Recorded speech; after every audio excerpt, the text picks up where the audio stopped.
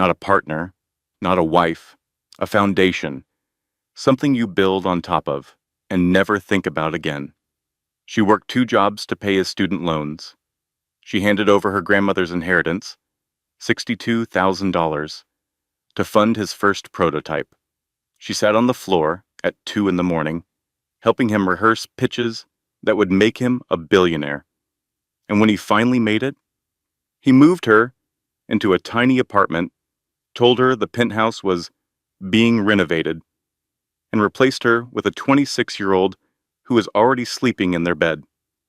She was 7 months pregnant. He cut her health insurance. He froze her bank account. He filed for custody, calling her uneducated, unemployed, and mentally unfit. She had $43 to her name. She took a Greyhound bus across the country.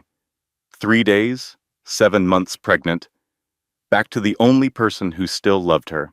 But what her husband never knew, what nobody knew, was that the tarnished silver locket she wore around her neck every single day was the royal seal of a European nation. And the quiet school teacher he threw away was the heir to a $2.3 billion throne. He got invited to a gala. He walked in looking for investors. He found his ex-wife wearing a tiara, a diamond gown, and the truth he never bothered to look for. Stay until the very end, because the moment he realizes who she really is, you will never forget it. This story is proof that the people who outgrow you never really grew at all. They just got taller. And true strength isn't loud. It's the quiet woman who survives the worst winter and still plants roses in the spring. If this story hit different, drop a comment and tell us which moment gave you chills.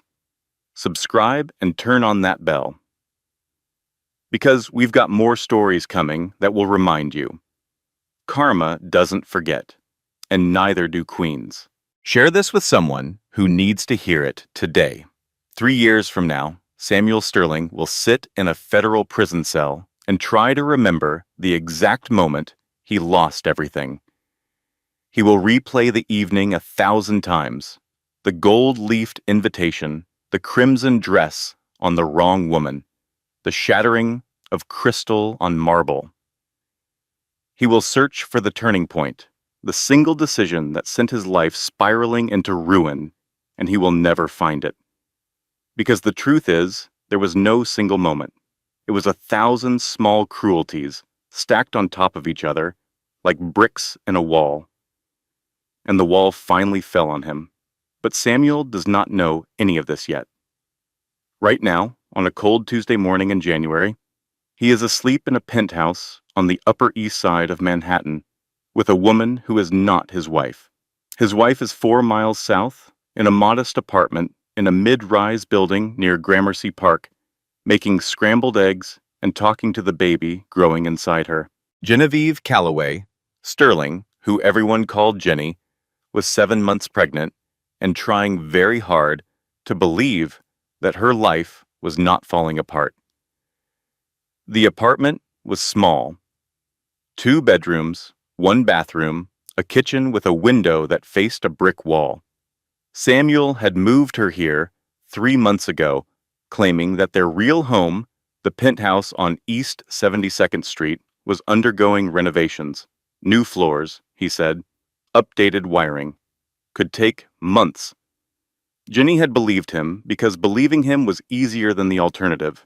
Believing him was a habit she had perfected over 6 years of marriage, the way some people perfect a golf swing or a sourdough recipe.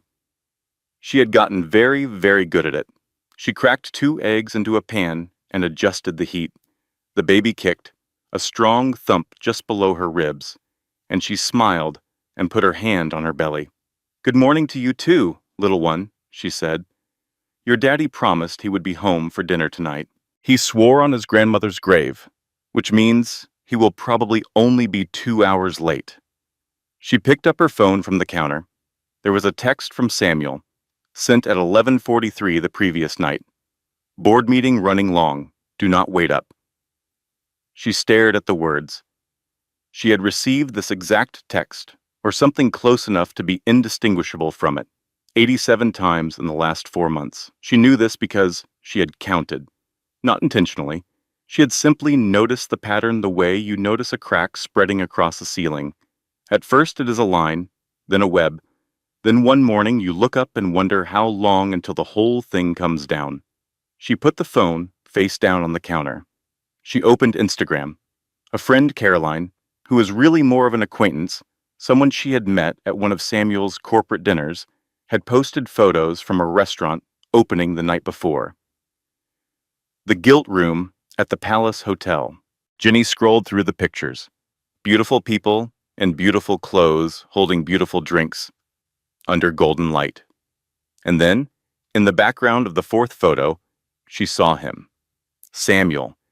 His profile was unmistakable. The strong jaw, the swept-back hair, the particular way he stood with one hand in his pocket when he was trying to look casual. He was talking to someone out of frame, leaning in, laughing. And there, resting on his forearm, with comfortable familiarity, was a woman's hand. Manicured nails. Dark red polish. The photo was cropped at the wrist. No face, no name, just 5 red fingertips, pressing against the sleeve of his Tom Ford suit like they belonged there. Jenny zoomed in. Her own hand trembled slightly. She stared at those red nails for a long time, the way you stare at a bruise you do not remember getting, trying to reconstruct the impact. Then she put the phone down. She put ketchup on the eggs. She ate standing up, staring out the window at a city that had never felt like hers. She had been a high school English teacher in Medford, Oregon, when she met Samuel Sterling. He was 26, drowning in student debt from Wharton, working 18-hour days at a startup that would eventually become Apex Dynamics. He was brilliant and terrified and living on ramen and ambition. Jenny was 22, fresh out of the University of Oregon, idealistic and gentle, and completely unequipped for the storm that was Samuel Sterling. But she loved him. She loved him the way quiet people love, which is to say, completely, without reservation, and with very little noise. She worked 2 jobs, teaching during the day and tutoring at night, to help pay his student loans. She cooked his meals. She ironed his shirts. She sat on the floor of their studio apartment in Astoria at 2 in the morning, listening to him rehearse pitch after pitch after pitch, offering feedback in her careful, thoughtful way. The third slide is too technical, she would say. Talk about the problem first. Make them feel it, then give them the solution. He listened. He always listened to her then. When Apex Dynamics landed its first major contract, Samuel came home with flowers and a bottle of champagne that cost more than their weekly grocery budget. He picked Jenny up and spun her around the kitchen. "We did it, Jen," he said. "You and me, we did it." She believed him then too. The first million came fast. The second came faster. By the time Samuel was 35, Apex Dynamics had government defense contracts, a sleek headquarters in Midtown Manhattan, and a valuation that made venture capitalists return his calls within the hour. Samuel bought the penthouse. He bought the suits. He bought the car and the club membership and the particular way of walking through a room that said the world was his and everyone in it was lucky to breathe his air. Jenny watched the transformation the way you watch a time lapse of a flower blooming, beautiful and unsettling, and too fast to fully comprehend. She tried to keep up. She bought a dress for his company Gala, a simple, black thing she found at a department store, and stood next to him while he worked the room with the ease of a man born to it. But she noticed things. Small things. He stopped asking her to listen to his pitches. He stopped coming home for dinner. He introduced her at events as my wife instead of Jenny, as if her name had become irrelevant, as if she were a title rather than a person. And then 3 months ago, he moved her to the apartment in Gramercy. Just temporary, Jen. The renovation will be done by spring. She believed him because the alternative was too heavy to hold while carrying a child. Now she stood in her small kitchen, 7 months pregnant, eating eggs she did not taste, and tried not to think about red fingernails on her husband's sleeve. Her phone buzzed. Another text. Have the dry cleaning ready. I need the charcoal brioni for Thursday. Not, how are you feeling? Not, how is the baby? Not, I miss you. Just the dry cleaning. She typed a reply. Okay. She deleted it. She typed again. Sure. She deleted that too. She stared at the cursor blinking on the empty screen, and for a moment she felt something she had been pushing down for months rise up in her chest like a wave. Not anger, not sadness, something worse, clarity. She knew. She did not have proof. She did not have a name or a photograph with a face attached to it. But somewhere deep in the place where intuition lives, in the part of her brain that graded essays and read between the lines for a living, she knew. He was not renovating the penthouse. Someone else was living in it. She put the phone down. She looked at the locket hanging around her neck, a tarnished silver thing with a wolf and rose crest that she had worn every day since she was 16. It was the only thing she had from her birth mother. Maggie, the woman who raised her on a farm in Oregon, had given it to her on her birthday, with a sad smile and a story about a car accident overseas that took her parents when she was a baby. Jenny held the locket between her fingers. The metal was warm from her skin. The crest was nearly worn smooth from decades of touching. She did not know what the crest meant. She did not know that it was the royal seal of a European nation. She did not know that it contained a biometric chip worth more than every building on this block combined. She did not know that her birth mother had been a crown princess who died 3 days after giving birth, whispering instructions to a terrified American woman in a farmhouse kitchen. Jenny knew none of this. All she knew was that the locket made her feel less alone. And on this cold January morning, standing in a kitchen that was not really hers, carrying a child whose father was slipping away like water through her fingers, she needed that feeling very badly. She washed her plate. She dried it. She put it away.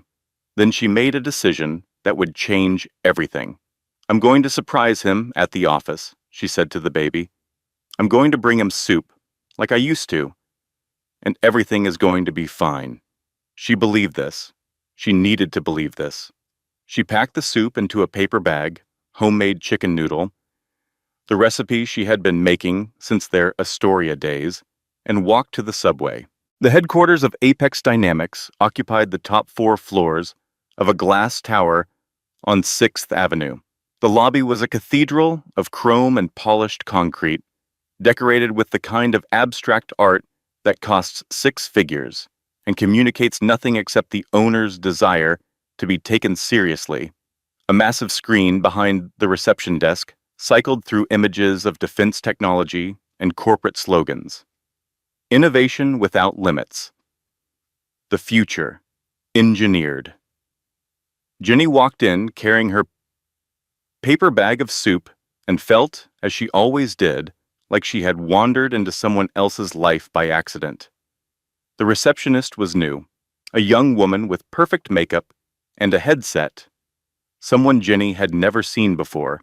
The girl looked at Jenny's pregnant belly, her canvas tote bag, her sensible shoes, and her expression shifted into something between pity and confusion. The particular look that people in expensive buildings reserve for those who clearly do not belong. Bob, can I help you? I am Jenny Sterling, Samuel's wife. I just want to leave something on his desk. The receptionist's eyes flickered. Something crossed her face, a tiny spasm of discomfort. The kind of expression you make when you know a secret that the person in front of you does not. Mrs. Sterling, he is in a meeting right now.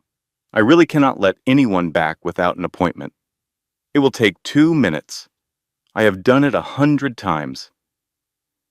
This was true. In the early days, Jenny used to bring lunch to Samuel's office every week. He would clear his desk, and they would eat together and talk about their days like normal people. That was before the first million, before the penthouse, before the red fingernails.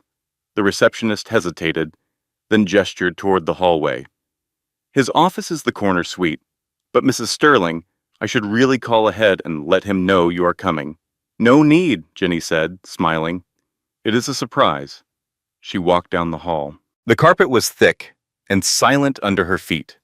The walls were lined with framed magazine covers featuring Samuel, Forbes, Bloomberg Businessweek, Incorporated. In every photo, he wore the same expression, confident, hungry, a little dangerous.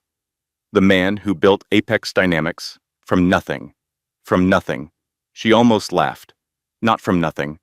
From her grandmother's inheritance, $62,000 that Jenny had handed over without hesitation to fund the first prototype. From 2 years of her salary, paying their rent while he worked without income. From her sitting on the floor at 2 in the morning saying, "The third slide is too technical." From her. She reached the corner office. The door was slightly open. She could hear voices inside. Samuel's deep, easy laugh, the laugh he used to save for her. The one that started in his chest and rolled out like warm honey. And another laugh. Higher, musical, young. Something cold settled in her stomach. She pushed the door open. The office was enormous. Floor-to-ceiling windows overlooking Midtown. A desk the size of a dining table. And there, in the golden light of a January afternoon, was her husband perched on the edge of that desk, sleeves rolled up, tie loosened, looking more relaxed than he had looked in their apartment in months, maybe years. A woman was sitting in his chair, not across from his desk, in his chair. She had her legs tucked up beneath her, bare feet on the leather, wearing Samuel's suit jacket draped over her shoulders like a blanket. She was eating takeout from a container, something expensive, sushi maybe, from one of those restaurants that do not list boat prices on the menu. She was young, 25, maybe 26, dark hair, sharp cheekbones, the kind of effortless beauty that came partly from genetics and partly from the absolute confidence that she deserved to be exactly where she was. They were not kissing. They were not touching. It was worse than that. They looked comfortable. They looked like two people who had been doing this for a long time. They looked like home. The paper bag slipped from Jenny's hand. It hit the marble floor, and the soup container inside split open. Chicken broth spread across the stone in a slow golden tide. Noodles, carrots. The little pieces of celery she always cut into tiny cubes because Samuel once mentioned he did not like big chunks. Everyone froze. Samuel looked up. His face cycled through emotions like a slot machine. Surprise, irritation, calculation, and then something else. Something that looked almost like contempt. The expression of a man whose carefully managed worlds had just collided and who was already deciding which one to sacrifice. Jenny. His voice was flat. I told you not to come to the office without calling first. Who is she? The woman in the chair stood up. She did it slowly, deliberately, the way a cat stretches when it knows it is being watched. She removed Samuel's jacket from her shoulders and draped it across the back of the chair with a gesture that communicated ownership more clearly than any words could. This is my space. You are the intruder here.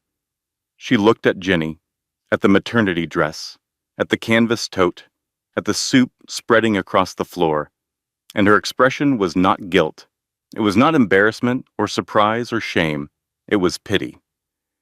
Samuel took Jenny's arm and guided her into the hallway. He did not close the door all the way. The woman inside could hear every word. Jenny understood later that this was intentional. He was not protecting Jenny from the truth. He was performing for the other woman, showing her that he could handle this, that the old wife was a problem he would solve quickly and efficiently, the way he solved all problems. Listen, Jen. He straightened his tie. He looked at a point slightly above her head, the way people look at things they do not want to see. I was going to tell you this week. I have been working with a lawyer, a divorce lawyer, a transition lawyer. He corrected her as if the distinction mattered, as if calling it something different changed what it was. I need you to hear me out. You were exactly what I needed when I was building something. You were stable. You were warm. You were a foundation. He said, foundation, the way people say basement. Something necessary, but underground. Something you build on top of and never think about again.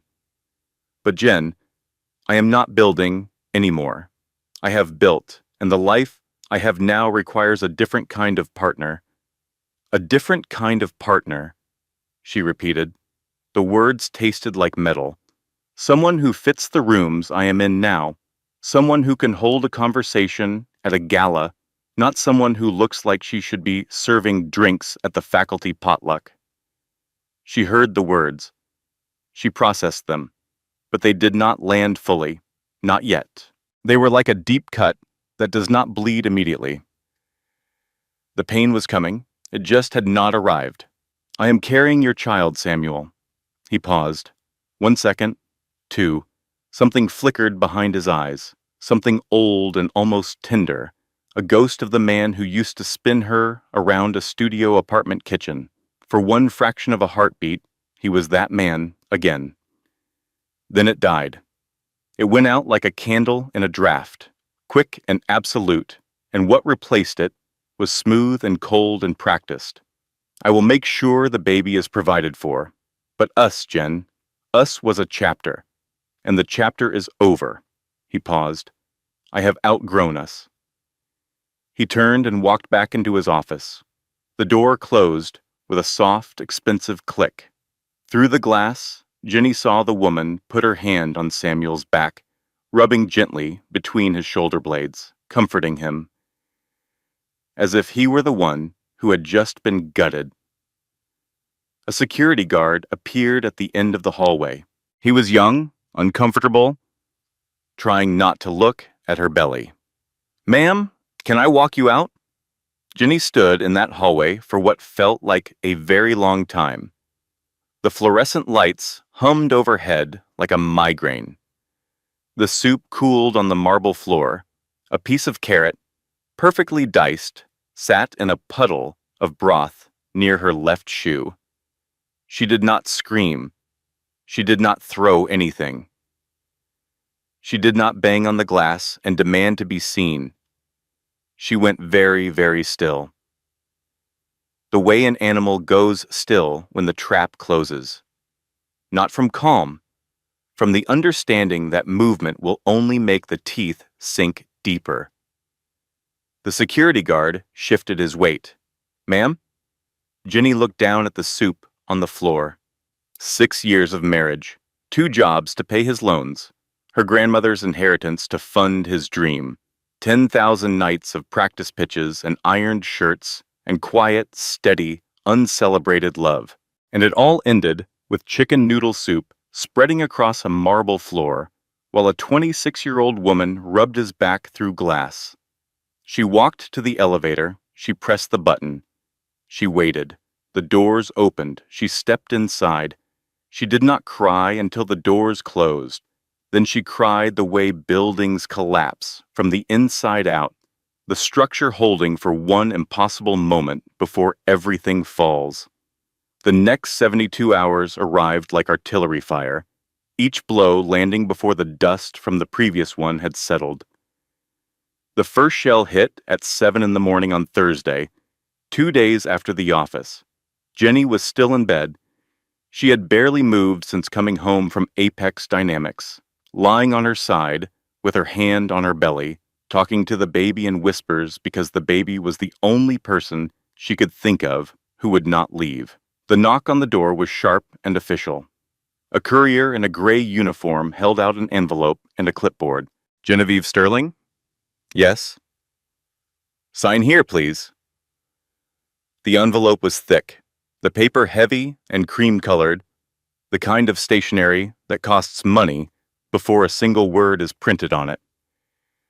The return address was a law firm on Park Avenue, Whitmore, Stein, and Associates.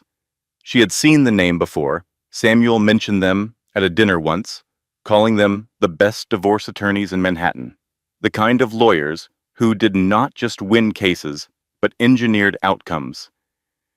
She sat down at the kitchen table and opened the envelope. The words swam in front of her eyes, dense with legal language designed to obscure its own cruelty. But certain phrases cut through the fog with surgical clarity. Dissolution of marriage. Irreconcilable differences. The respondent, Genevieve C. Sterling, is hereby notified that the marital residence, located at the address listed, has been determined to be a corporate asset of Apex Dynamics, LLC, and is not subject to equitable distribution. She read it again. The apartment was not hers. It had never been hers. It was a corporate lease, a company asset, a line item on a balance sheet. She was living in a room that belonged to a business. The settlement offer was on page 4, $2,000 per month for 18 months. No equity in Apex Dynamics. No claim on assets held in trust. No spousal support beyond the initial period. A handwritten note on firm letterhead was clipped to the final page. Mrs. Sterling, we advise you to retain affordable counsel and sign promptly. Prolonged litigation will be costly and, given the asset structure of the Sterling estate, unlikely to yield a more favorable outcome. The translation was simple. You cannot afford to fight this. Sign the paper and go quietly.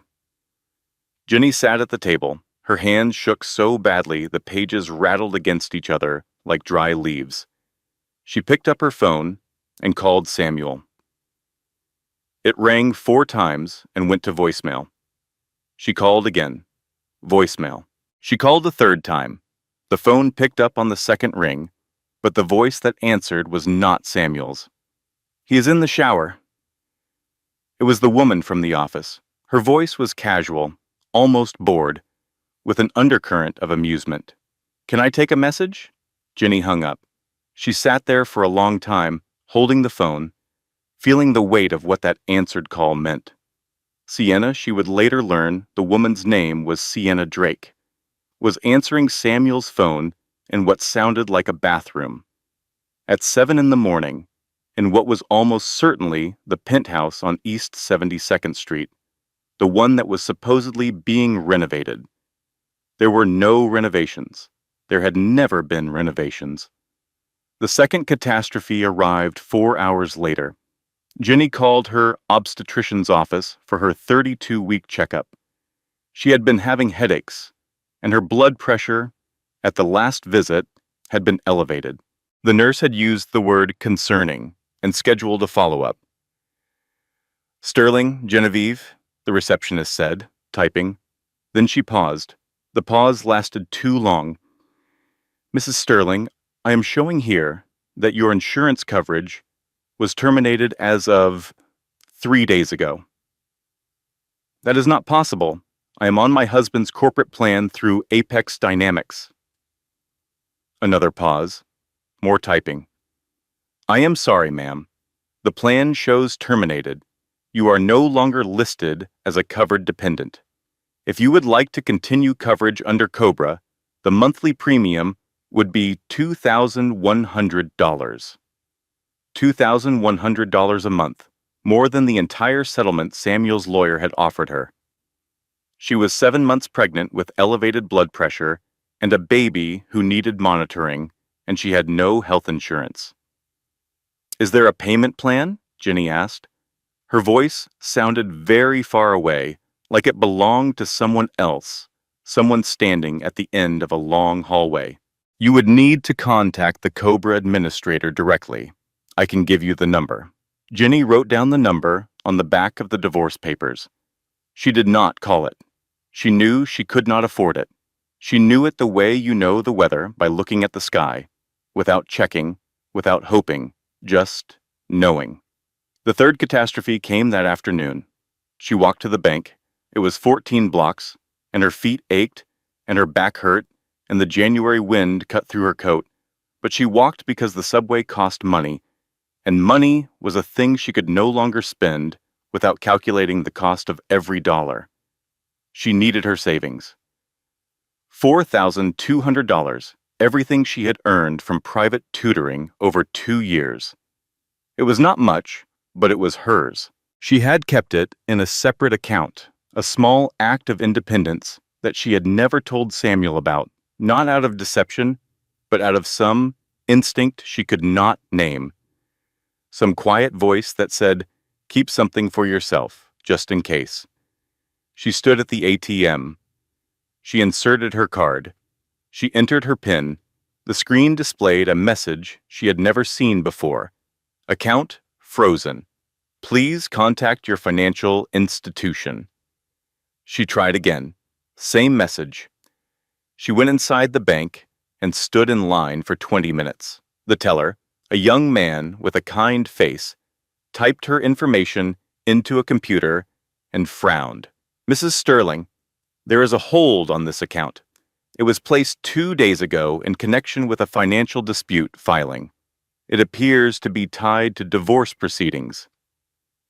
Samuel's lawyer had frozen her account, not their joint account, her personal savings, the money she had earned herself, dollar by dollar, tutoring high school students in grammar and college essays.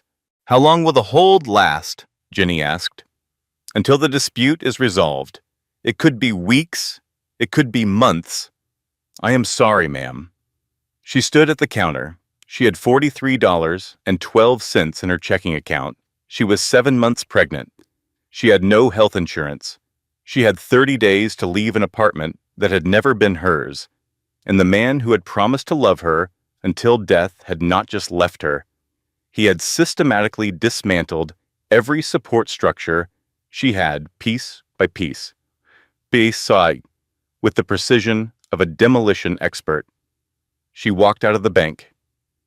A man in line behind her sighed impatiently as she passed, annoyed at the delay.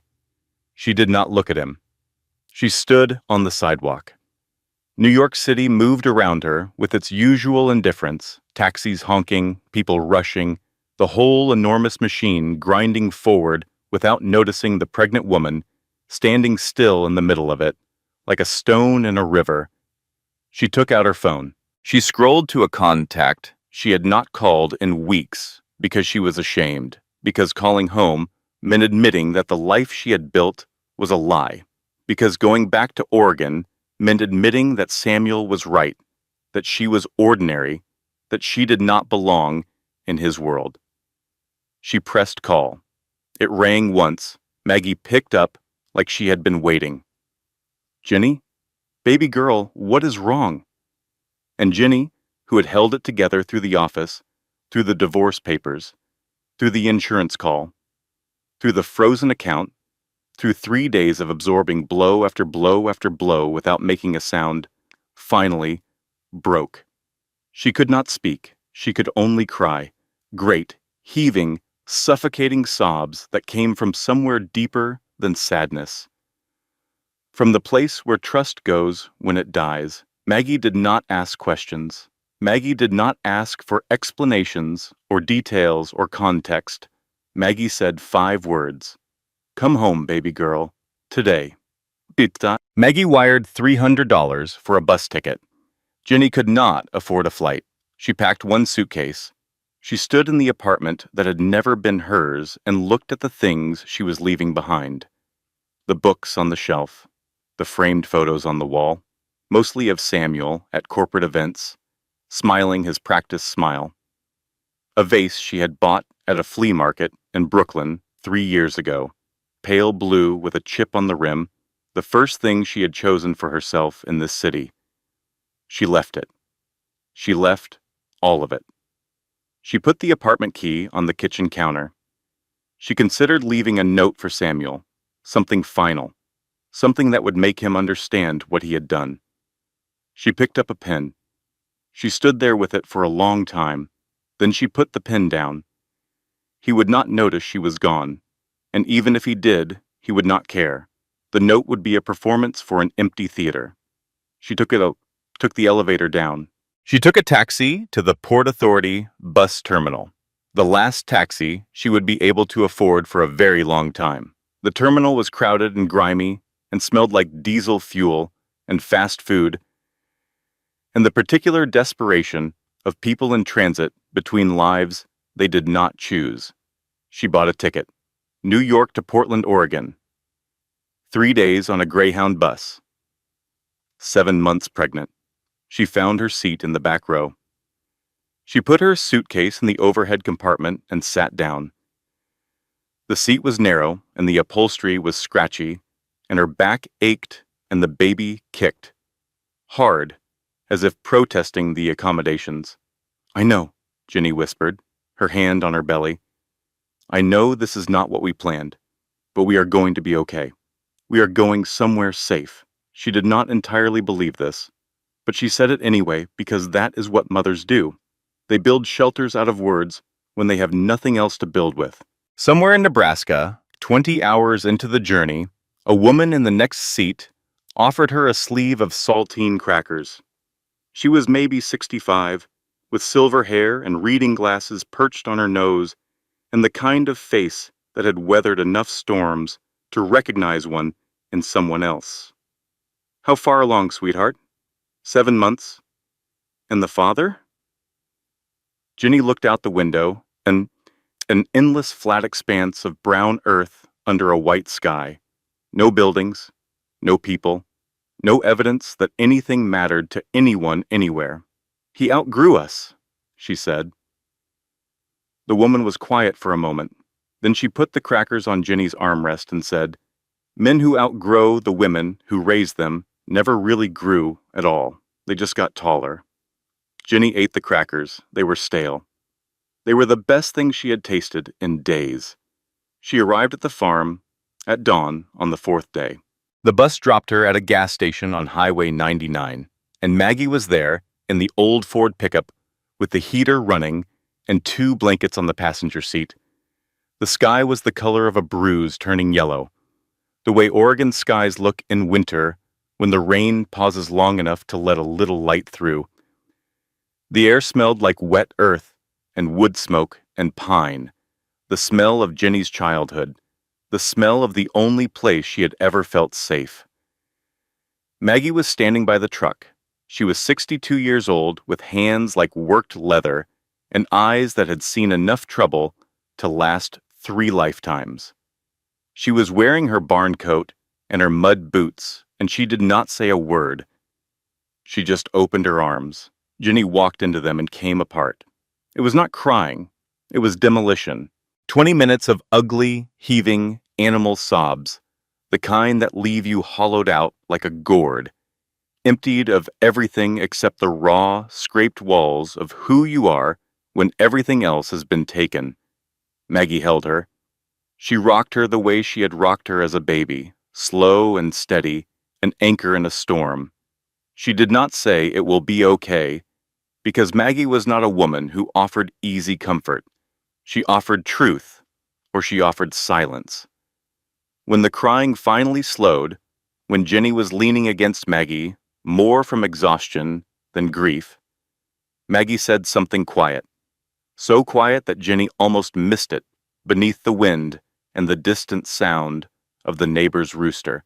"He did not break you, sweetheart. He set you free, and it is time I told you why." But Ginny was asleep on her feet, her body surrendering to the kind of exhaustion that goes deeper than tiredness, the exhaustion of a person who has been holding themselves together with nothing but willpower and has finally reached a place where they can stop. Maggie walked her inside. She put her in the bed in the room that had always been hers, the room with the quilt her grandmother made and the window that looked out over the valley. She pulled off Jenny's shoes and covered her with the quilt and stood in the doorway for a long time, watching her sleep. Then Maggie went to the kitchen. She sat at the table. She looked at the ceiling, at the place where a wooden box had sat in the attic for 34 years, sealed with a promise she had made to a dying woman in this very house. "I am sorry, Eleonora," Maggie whispered to no one. "I kept her safe as long as I could, but it is time." 2 weeks passed before Maggie told her. Not because Maggie was waiting for the right moment. There is no right moment to tell someone that everything they believe about themselves is wrong. Maggie was waiting for Jenny to be strong enough to hear it without shattering. Jenny spent those 2 weeks in a cocoon of recovery. She slept 14 hours a day. She ate Maggie's cooking, real food, pot roast and biscuits and apple pie and the thick vegetable soup that Maggie made every Sunday from whatever the garden had given that week. She sat on the porch in the weak winter sunlight and watched the chickens argue about nothing, and slowly, the jagged edges inside her began to smooth. But the nights were bad. The nightmares came without fail, vivid and cruel, as if her subconscious had recorded every word Samuel ever said and was now playing them on a loop in the dark. "You look like you should be serving drinks at the faculty potluck. I have outgrown us. Someone who fits the rooms I am in now." She would wake up gasping, her hand on her belly, and whisper to the baby, "You will never feel unwanted. I promise you. Never." It was a promise she was not sure she could keep, but she made it every night because promises are sometimes the only construction material available when everything else has been demolished. On a Tuesday evening, Maggie sat her down at the kitchen table, coffee, pie, and a wooden box that Jenny had never been allowed to touch. The box was old, handmade, carved from dark wood, with a brass latch that had gone green with age. It had lived in the attic of the farmhouse for as long as Jenny could remember. When she was a girl, she had asked about it once, and Maggie's face had done something complicated, a tightening around the eyes and mouth that Jenny later recognized as the expression of a woman holding a secret that was too heavy to carry and too dangerous to put down. "That is not for now," Maggie had said. "That is for later." Later had arrived. Maggie set the box on the table. She put her hands flat on either side of it, as if to steady it or to steady herself. "Jenny, I need to tell you something about your mother. Your real mother." Jenny stiffened. The story she knew, the only story she had ever been told, was simple. Her parents had died in a car accident overseas when she was a baby. Maggie, her mother's best friend, had taken her in and raised her. It was a sad story, but it was a clean one. No loose ends. No questions that led to uncomfortable answers.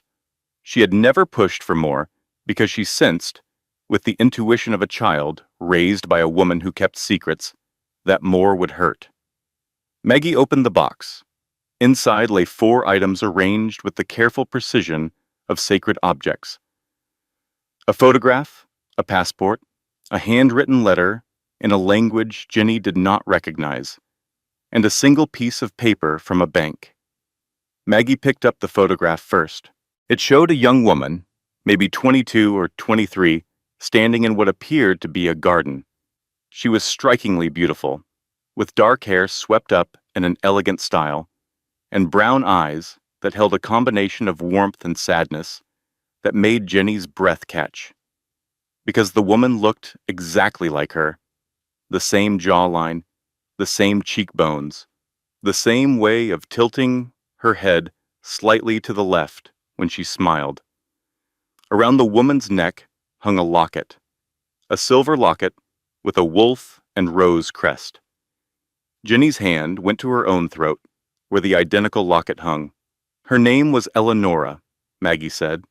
Her voice was careful, measured, the voice of a woman who had rehearsed these words in her head for 34 years and still was not sure she was saying them right.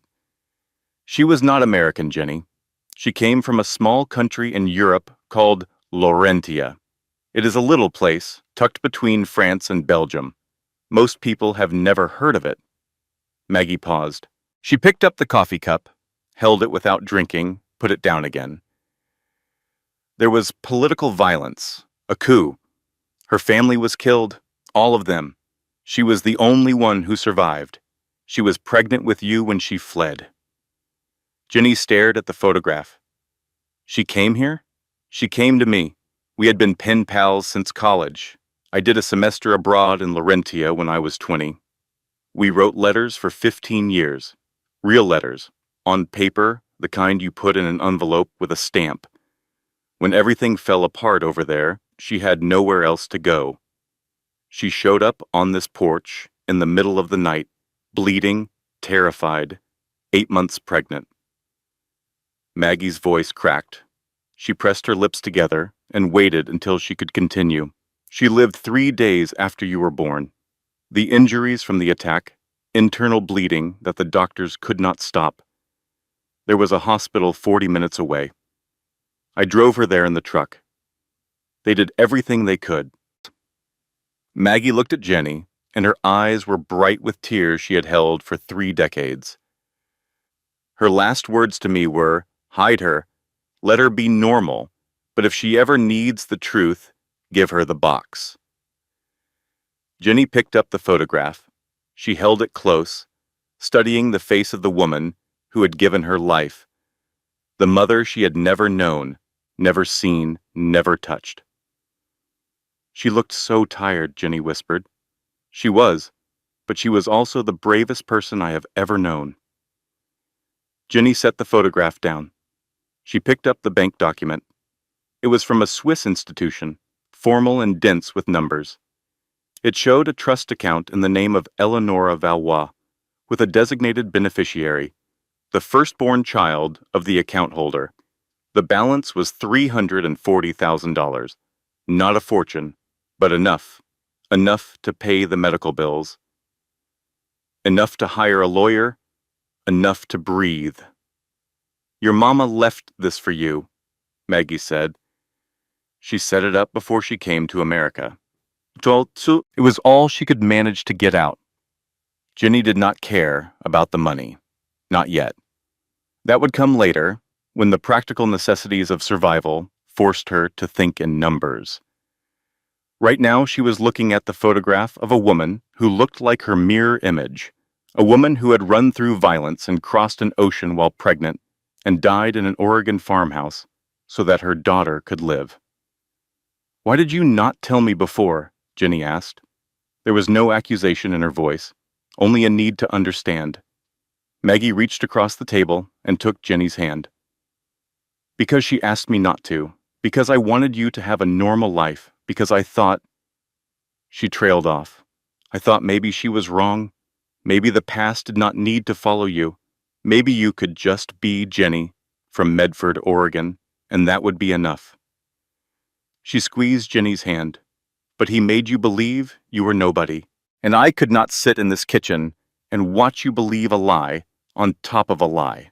Jenny cried then. Not the violent demolition of the bus station, but something quieter, deeper, a grief with roots that reached down 34 years.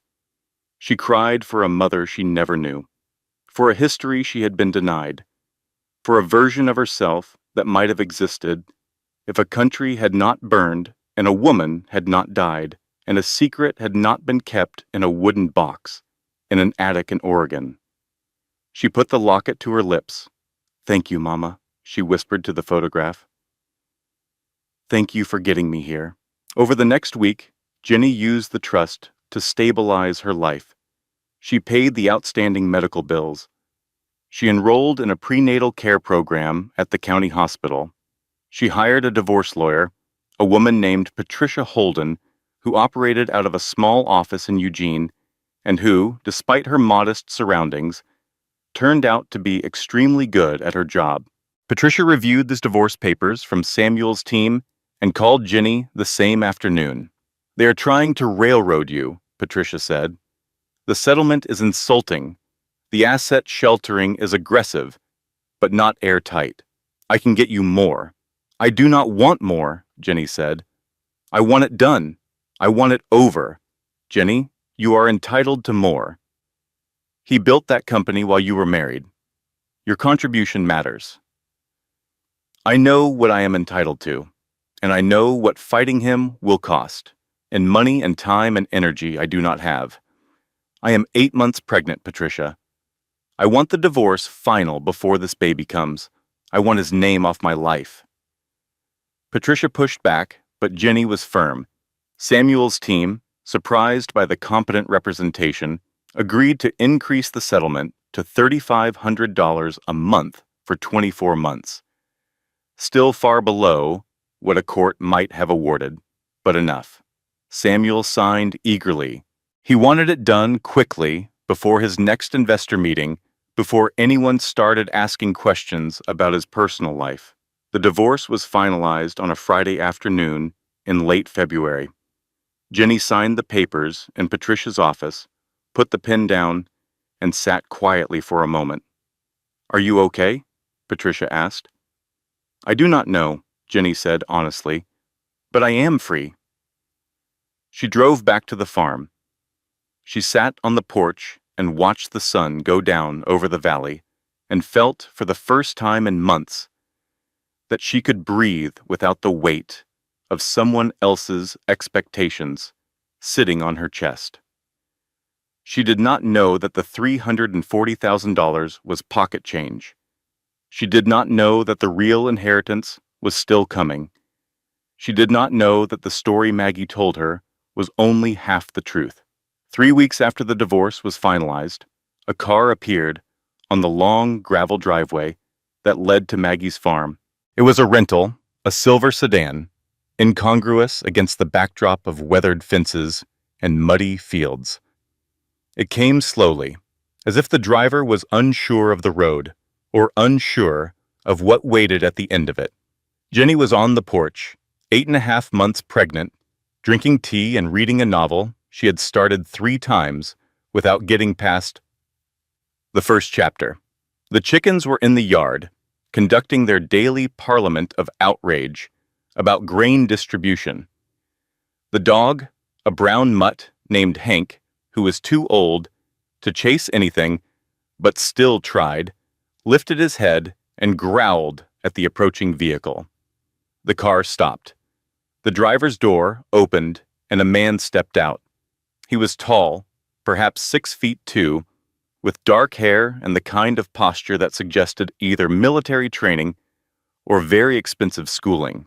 He was wearing a charcoal suit that fit him so precisely it looked like it had been built around his body rather than purchased from a rack. His shoes were polished to a mirror shine, which was unfortunate because they immediately sank 2 inches into Oregon mud. He looked down at his shoes. He looked at the chickens. He looked at the mud. His expression suggested that he had made a terrible mistake and was trying to determine the least undignified way to unmake it. "Can I help you?" Jenny called from the porch. The man picked his way across the yard with the cautious, high-stepping gait of a man who had never encountered unpaved ground before. He reached the porch steps, scraped mud from his shoes on the bottom step, and extended his hand. "Mrs. Sterling, my name is Alastair Thorne. I am a constitutional lawyer representing the Grand Duchy of Laurentia. It is Calloway now. I took my name back. Of course, Miss Calloway." He paused. "May I come in? What I have to tell you is rather significant and somewhat complex, and I would prefer to explain it sitting down." Jenny studied him for a moment. He had an accent that was mostly British, but with something else underneath, something European and precise. His eyes were blue-gray and serious and held the particular intensity of a person who had been looking for something for a very long time and had just found it. "Do you want coffee?" she asked. Desperately. She led him inside. Maggie was in the kitchen. She looked at Alistair Thorne the way a mother hen looks at a fox that has walked into the coop, with suspicion and a readiness to attack. "Who are you?" Maggie asked. "Maggie, I called the consulate," Jenny said.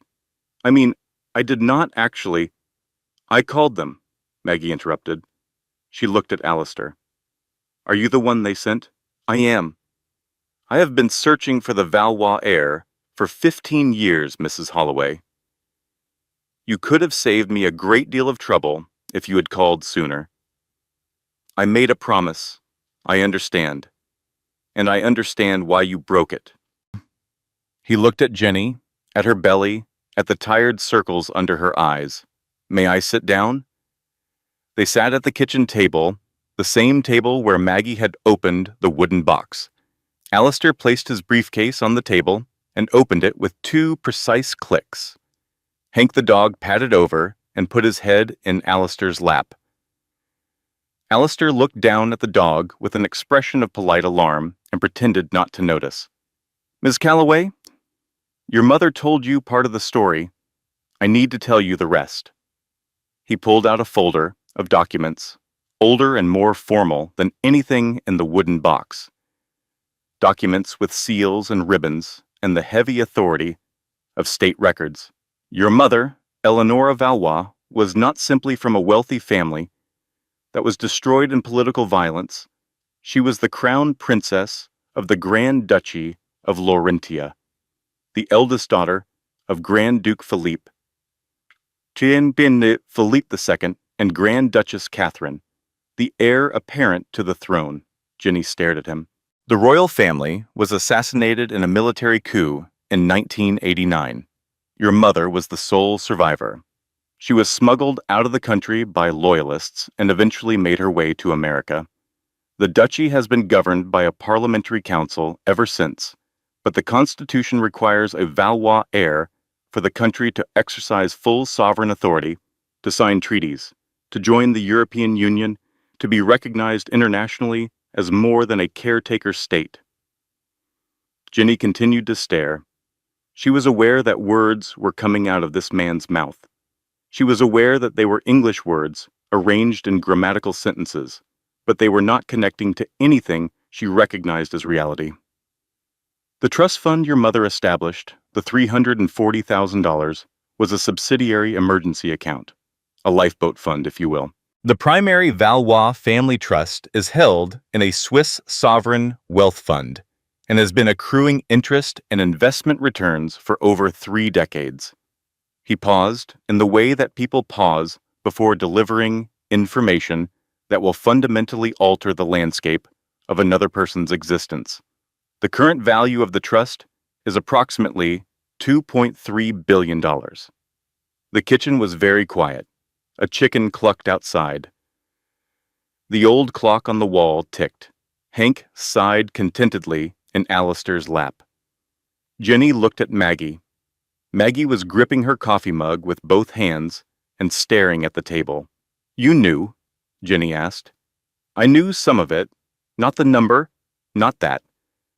Maggie shook her head. "Eleonora told me she came from an important family. She showed me the locket. She made me promise to keep you hidden. She did not tell me everything because she was dying, and there was not enough time." Jenny looked back at Alistair. "The locket," she said slowly. She touched it at her throat. "The one my husband threw in the trash." Alistair's jaw tightened slightly, a micro-expression of controlled anger that vanished almost as quickly as it appeared. "The locket bears the royal crest of the House of Valois. It also contains an embedded biometric authentication chip placed by the Laurentian government in exile. It serves as a secure key to the sovereign vault. You are telling me that the necklace my husband called junk is worth more than his entire company. I am telling you that the necklace your husband called junk is the key to a sovereign nation, Duchess." Jenny laughed. It was a sharp, shocked, slightly hysterical sound that startled Hank and made Maggie jump. "Do not call me that. I am wearing overalls, and I have chicken feed in my hair. Noted. But the Laurentian Parliament does not care about your hair, ma'am. They have been waiting 34 years for you. Ginny stood up. She walked to the porch. She sat on the top step and put her head between her knees and hyperventilated. Alistair, who had clearly rehearsed a very polished and dignified presentation involving charts and historical timelines, stood in the kitchen, holding his briefcase, and looking at Maggie with the expression of a man whose script had just been thrown out the window. Maggie sighed. She got up, retrieved a paper bag from under the sink, and brought it to Ginny on the porch. Breathe into this, baby. $2.3 billion, Ginny gasped into the bag. I know. Maggie, billion with a B. I heard him. I grade essays about the Great Gatsby. I take the bus. I buy my shampoo at the dollar store. I know, baby, and he is in there, telling me I am a duchess. Maggie sat down beside her. She put her arm around Ginny's shoulders. You know what I think? Maggie said. I think your mama did not die so you could hyperventilate on a porch in Oregon. I think she died so you could stand up. Ginny pulled the bag away from her mouth.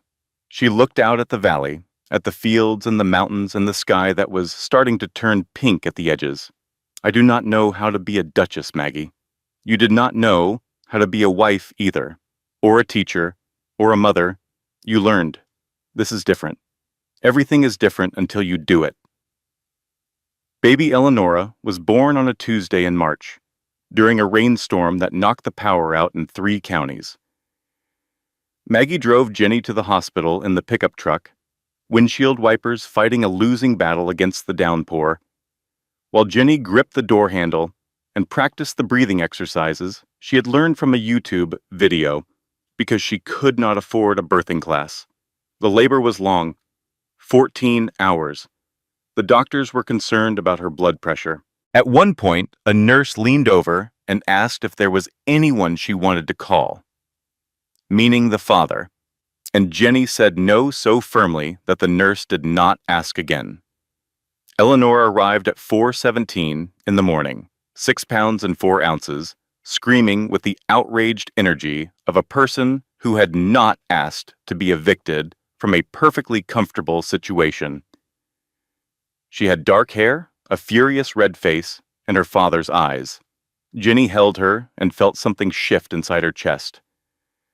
A tectonic rearrangement of priorities so fundamental that it redrew the entire map of who she was. Everything before this moment, Samuel, the divorce, the money, the title, all of it receded to the periphery. This was the center now. This tiny, screaming, perfect person. Hi, Ginny whispered. I am your mom, and you are never, ever going to wonder if you are enough. Alistair arrived at the hospital at 3 in the morning, having chartered a small plane from New York when Maggie called him. He walked into the room, still in his suit, rumpled from the flight, his hair uncharacteristically disordered. He stopped in the doorway and looked at the baby. She looks like the portraits in the palace, he said quietly. She looks like herself, Ginny replied. That is enough. Maggie, who had been watching Alistair from the corner with her arms crossed, uncrossed them. She walked over to him and placed baby Eleonora in his arms without asking permission. Alistair held the baby the way one holds an explosive device, with extreme caution and barely concealed terror. His arms were rigid. His eyes were wide. He looked at Maggie with an expression that clearly communicated that he had not consented to this and would like to return the baby to an authorized handler immediately. Then Eleanor grabbed his finger.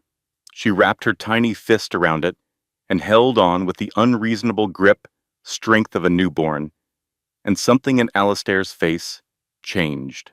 The careful, professional, precisely maintained exterior cracked open just enough to let through something real.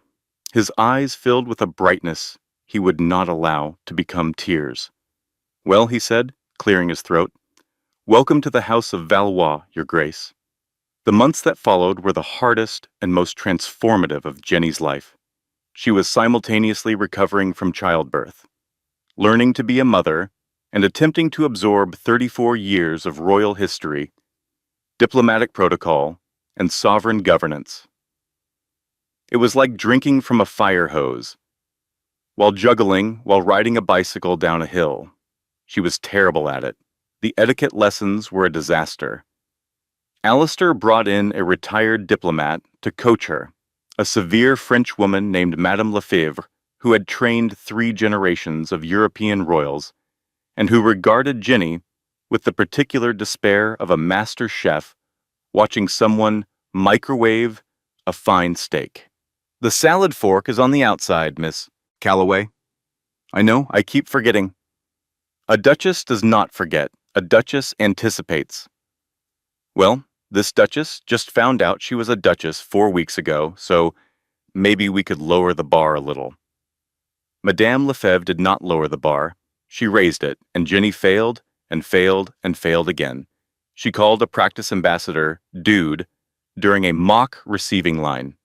She froze during a rehearsal press conference and could not remember the name of Laurentia's largest trading partner. She accidentally made a gesture that, in Laurentian diplomatic culture, roughly translates to a very rude suggestion about the recipient's mother. After each failure, she went to the bathroom and cried. Then she washed her face, went back out, and tried again. Because every night she went home to the farm and held Eleonora, and she remembered why she was doing this.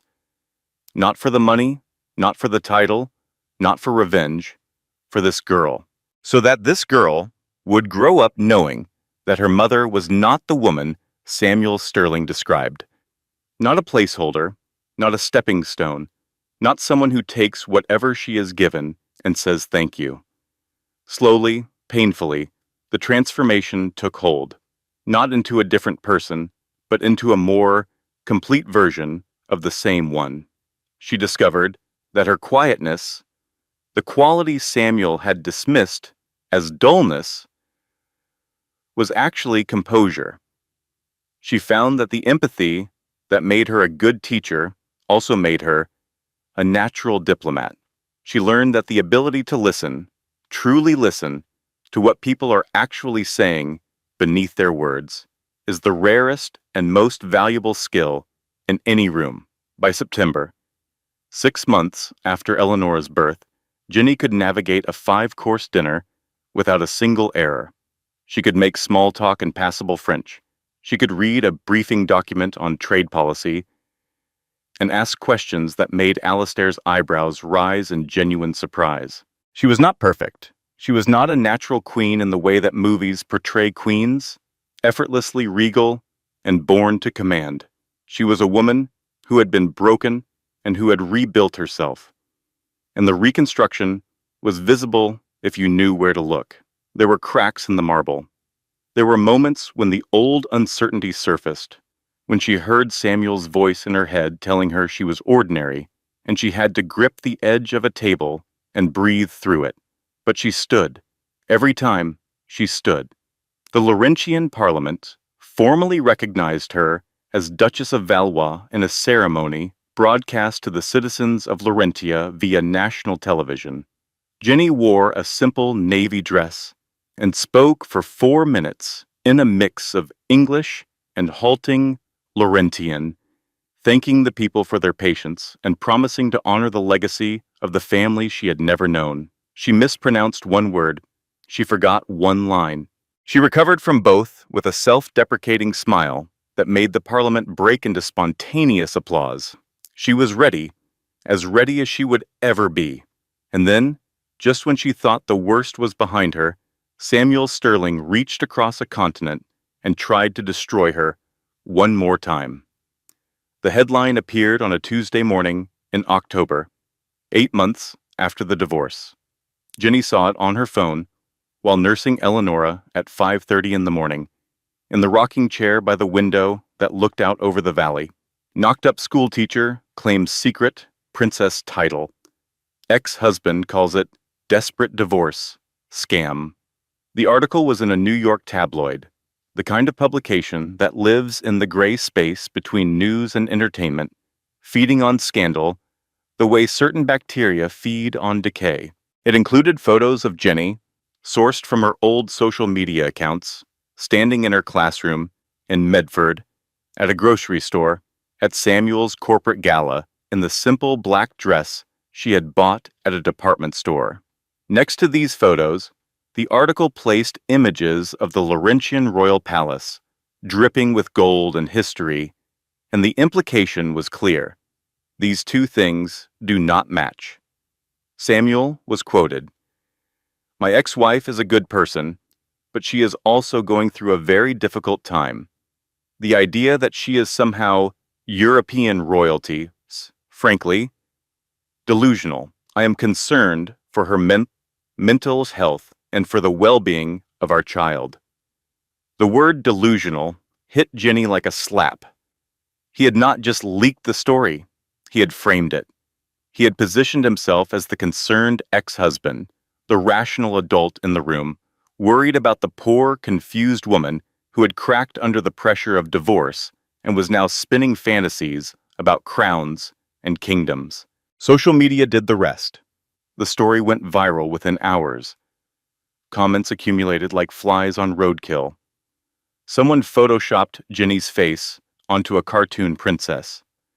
Someone else created a meme with her grocery store photo and the caption, "The Duchess of Dollar Tree." A Twitter thread with 400,000 views dissected her old Facebook posts, her teaching records, her community college recommendation letters, constructing a portrait of a woman so aggressively ordinary that the idea of her being royalty was inherently comedic. The cruelest comment, the one that lodged in Jenny's chest like a splinter, came from an anonymous account. "This is what happens when a man leaves. Some women get therapy. This one got a tiara from Spirit Halloween." Jenny read them all. She knew she should not. She knew that reading comments on the internet is like drinking poison and expecting the other person to get sick. But she could not stop, because each comment confirmed the thing she feared most, the thing Samuel had planted in her head like a seed that would not stop growing. You are nobody. You are ordinary. The idea of you being anything more is a joke. She called Alistair at 3 in the morning. He answered on the first ring, which meant he had not been sleeping either. "I want to give it back," she said. "All of it. The title, the money, everything. Jenny, he is going to take this too. He takes everything I have, Alistair." That is what he does. He takes and he takes and he takes until there is nothing left. And then he walks away and tells everyone it was my fault for not having anything worth keeping. She was crying. The baby was crying. The phone was slippery in her hand. "He cannot take what was never his," Alistair said. But his voice was tight, controlled, and she could hear something but underneath the professional composure. Anger. Real anger. "I'm going to drive to the farm," he said. "Do not make any decisions before I get there." He arrived at dawn. He found Jenny on the porch steps in pajamas, eyes swollen, baby Eleonora asleep in a carrier beside her. The valley was shrouded in fog. The world looked like it had been erased. Alistair sat down next to her. He did not touch her. He did not offer platitudes. He was quiet for a long time, and when he finally spoke, his voice was different from any voice she had heard from him before. The professional distance was gone. The careful formality was gone. What remained was raw and real and shaking. "Your mother was 24 years old when they came for her family. She watched her parents die in front of her. She was shot twice, once in the shoulder and once in the side. She ran through snow for 6 miles to a border crossing while bleeding internally. She bribed a customs agent with her earrings. She took 3 flights. She found Maggie's address in a letter she had kept in her coat pocket for 15 years. She showed up on this porch at 2 in the morning, barely conscious, and she said one sentence. "Save my baby." He paused. His jaw was clenched so tight, Jenny could see the muscles working under his skin. She did all of that so you could be here, so you could be alive. She did not do it so you could hand everything back to a man who threw soup on the floor and called it your mess. He turned to look at her. He cannot take what was never his. Your blood is your blood. Your title is your title, and your daughter is watching you. Maybe not now. She is 7 months old, and she is mostly interested in applesauce and ceiling fans, but someday she will be 15, and she will ask what her mother did when the whole world laughed at her. He let the question sit. What do you want the answer to be? Jenny looked at Eleonora. The baby was asleep, one tiny fist curled around the edge of the carrier blanket. She had Samuel's eyes, but she had Jenny's chin, and she had Eleonora's, the first Eleonora's, strength, but even at 7 months old, there was something stubborn and unbreakable about the way she gripped things. As if she had decided that the world was hers to hold, and she was not letting go. I want the answer to be that I stood up, Jenny said. Then stand up, Duchess. She stood up. Literally. She rose from the porch steps, wiped her face with the back of her hand, and looked at Alistair with eyes that were red and swollen, and absolutely certain. The Gala, she said. Tell me about the Gala. Alistair's legal team destroyed Samuel's claims within 2 weeks. The emergency motion arguing that Jenny's inheritance was marital property was thrown out of court with a ruling so decisive that legal blogs quoted it for months. The judge noted that the Valois family trust predated the marriage by 3 decades, was held in a sovereign fund under diplomatic protection, and had never been disclosed, discovered, or accessed during the marriage. Samuel's lawyer billed him $180,000 for the failed attempt. The Laurentian government issued a formal diplomatic protest against the tabloid coverage, and the newspaper quietly retracted the most inflammatory claims. The memes continued because the internet never forgets, but the mainstream narrative shifted.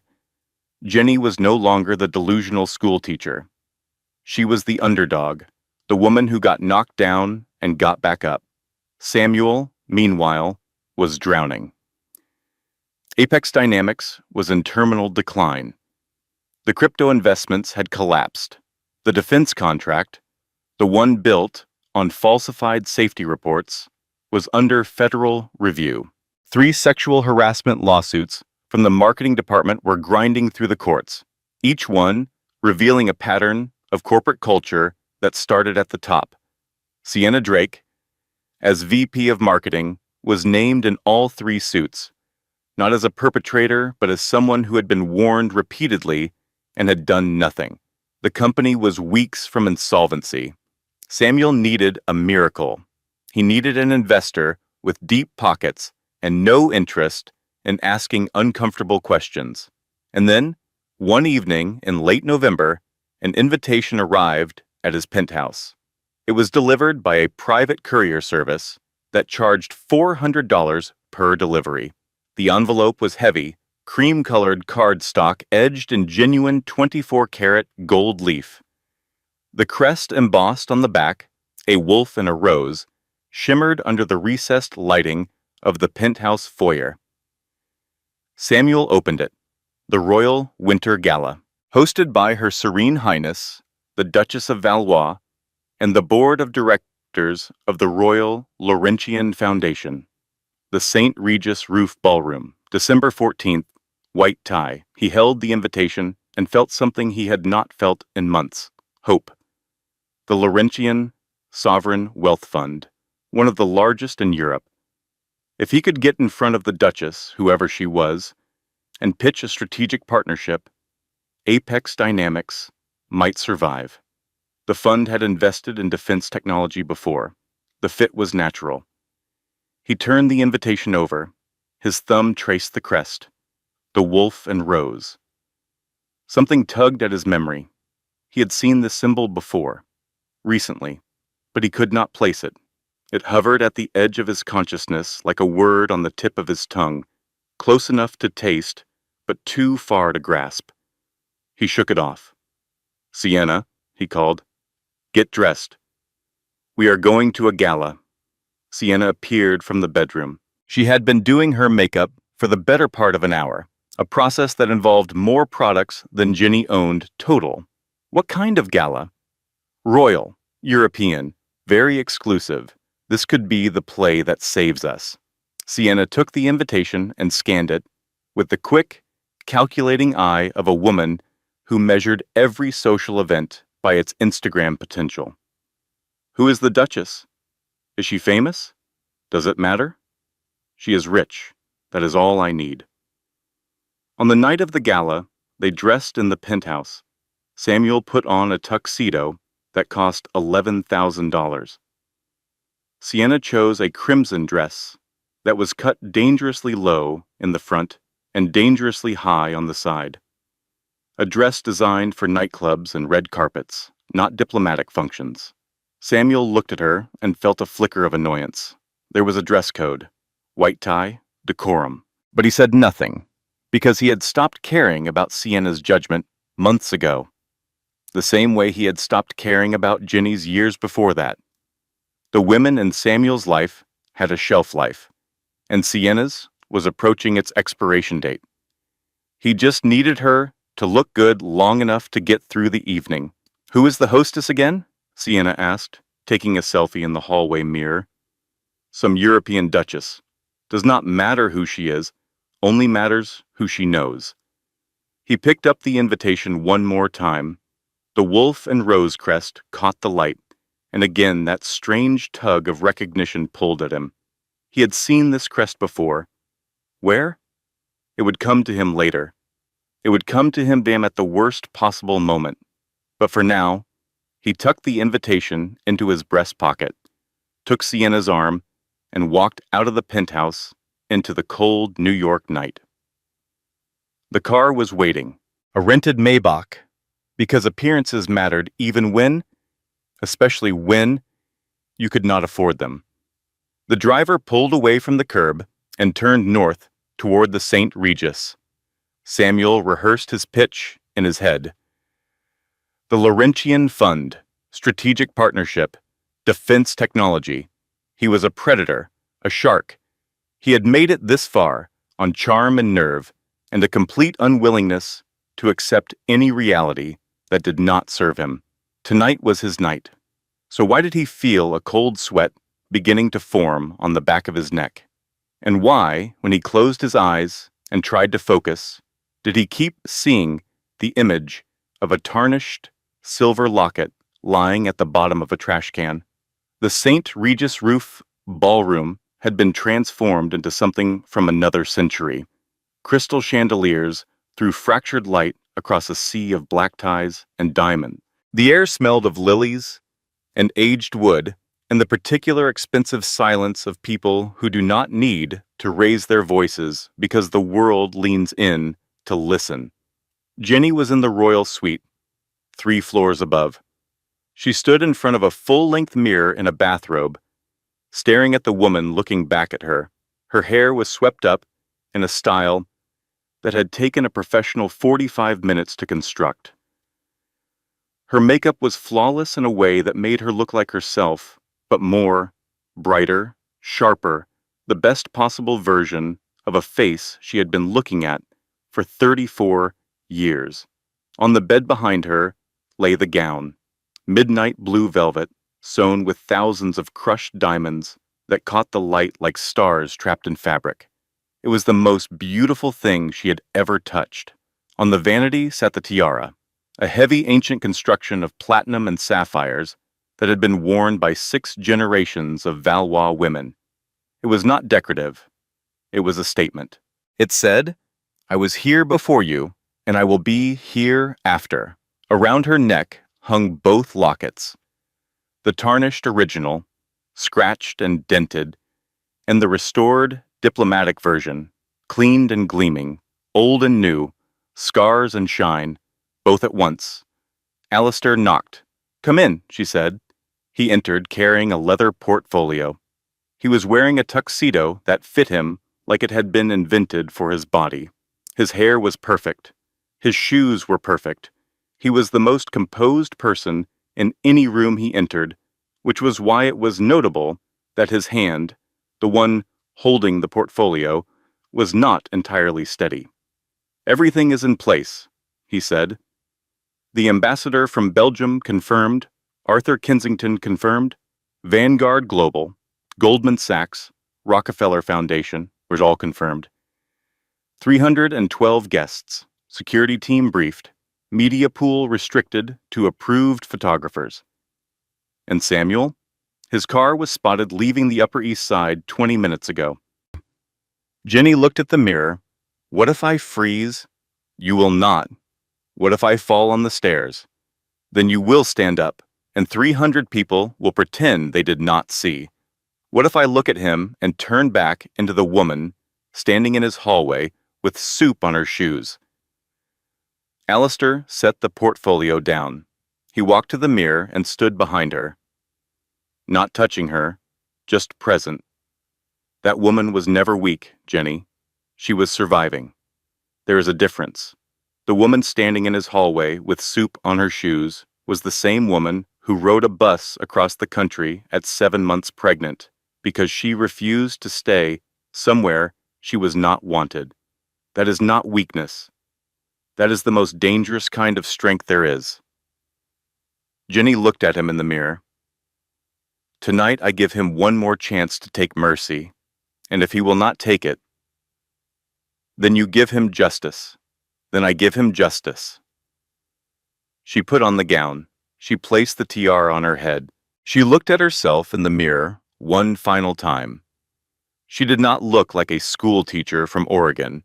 She did not look like a woman who had been thrown away.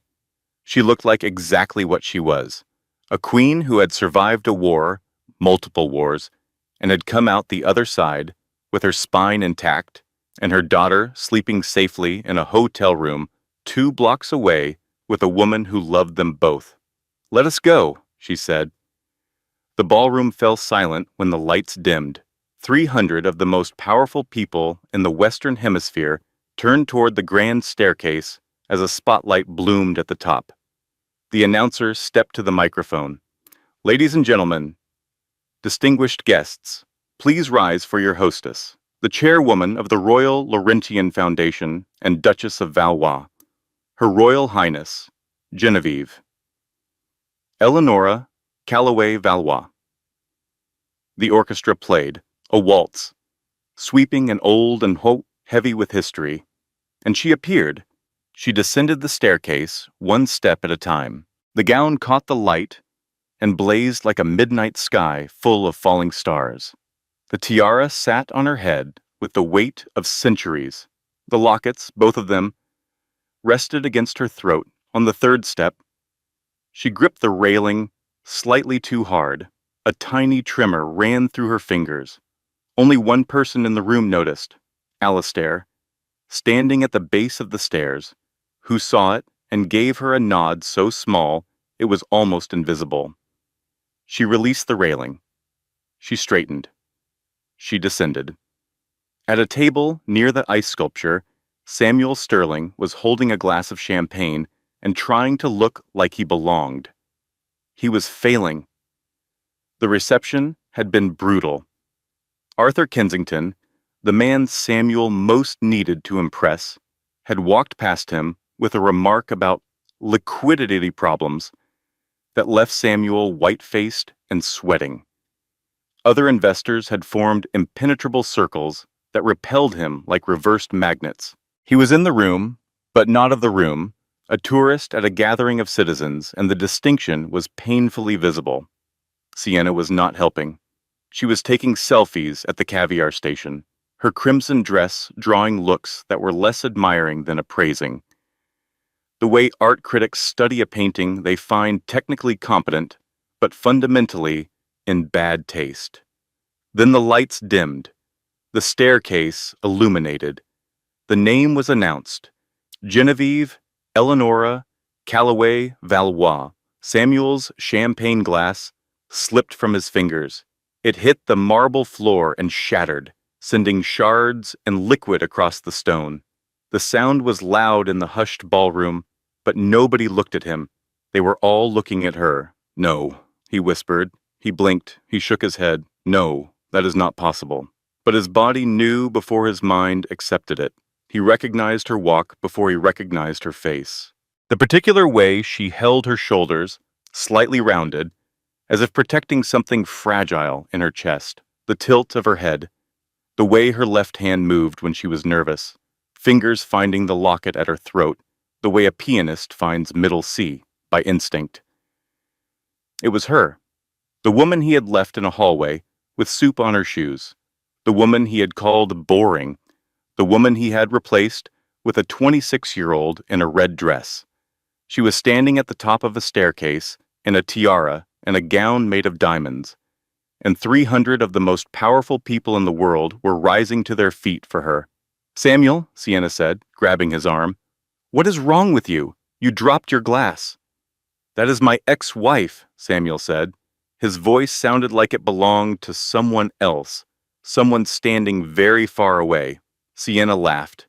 It was loud and sharp, and drew irritated glances from the nearby tables. "Your ex-wife? The Target sweater woman?" "Samuel, that woman is royalty. She is dripping in diamonds. You are delusional. It is her. I know her walk. I know her face." And then, across 50 feet of crowded ballroom, through the crystal and the candlelight and the shimmer of 300 diamonds, Genevieve's eyes found Samuel. She did not gasp. She did not look surprised. She smiled. It was not a warm smile. It was the smile of a chess player who has been setting up the board for 10 months and has just placed the final piece. Alistair materialized at Samuel's elbow. He moved through crowds the way certain fish move through water, without apparent effort, without disturbing the surface.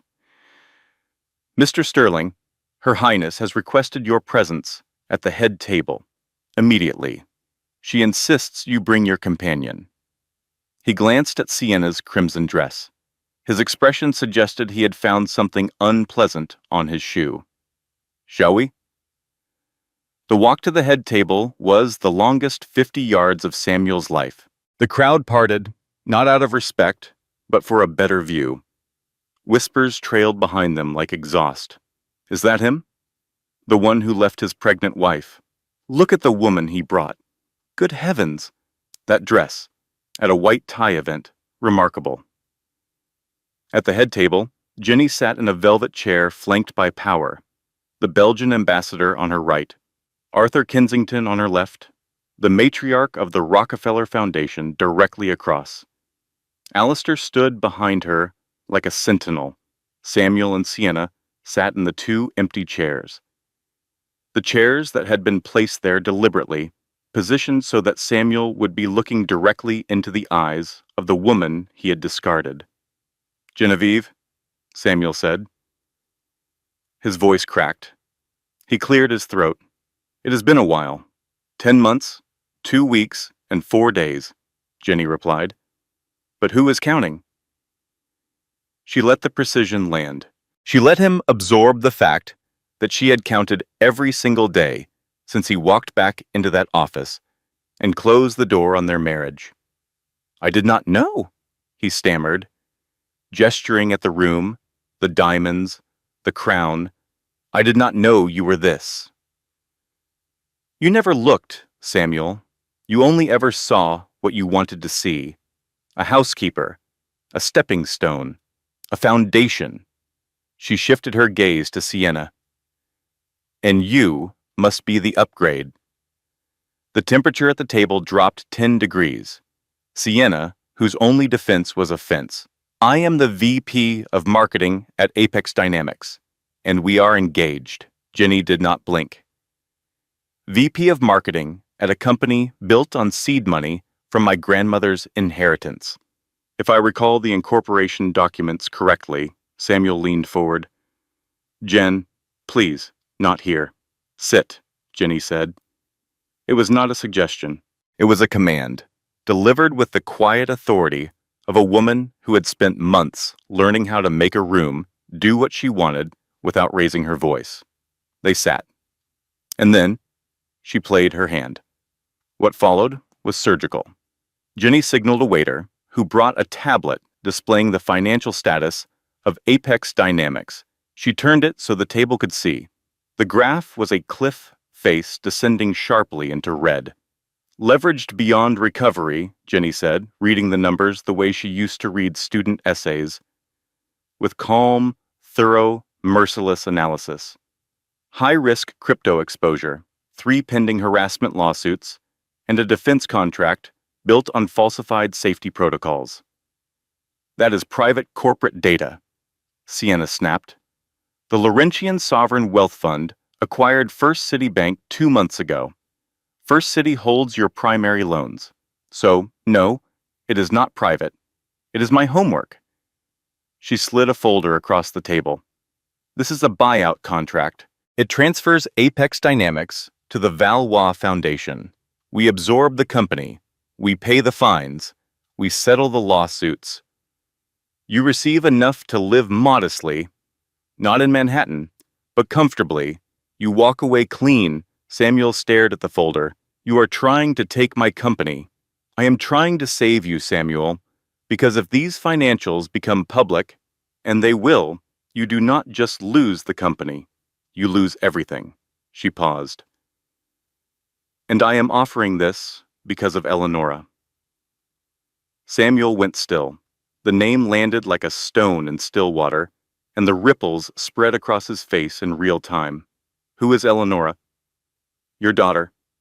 She was born 7 months ago, 6 pounds, 4 ounces, on a Tuesday during a rainstorm. The table was silent. The ambassador, Arthur Kensington, the Rockefeller matriarch. All of them watching. She has your eyes, Jenny said. Samuel stood. The chair scraped against the floor. Every head at the table turned. For a long, trembling moment, the mask fell. The CEO was gone. The predator was gone. The man who had outgrown his wife was gone. What remained was a man who had just been told he had a daughter, and who was, for the first time in a very long time, feeling something real. Is she healthy? He asked, and it was genuine.